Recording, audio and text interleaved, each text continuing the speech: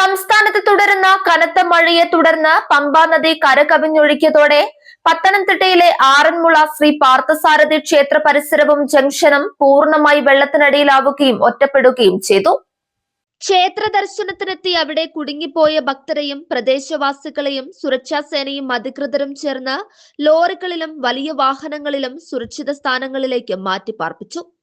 ശബരിമല വനമേഖലയിലുണ്ടായ കനത്ത മഴയെ തുടർന്ന് പമ്പാ നദിയിലെ ജലനിരപ്പ് അതിവേഗം ഉയർന്നതാണ് ആറന്മുളയെ വെള്ളത്തിനടിയിലാക്കിയത്.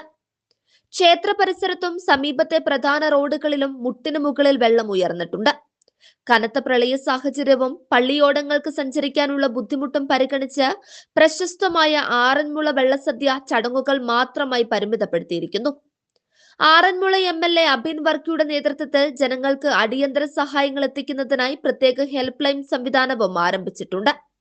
News desk 99 news Pathanamthitta. ഓരോ മുഹൂർത്തങ്ങൾക്കും അതിന്റേതായ സന്തോഷങ്ങളുണ്ട്. അതിൽ ചിലത് ഒരിക്കലും മറക്കാൻ പറ്റാത്തതും. Azad gold and diamonds, Thazhepalam, Tirur.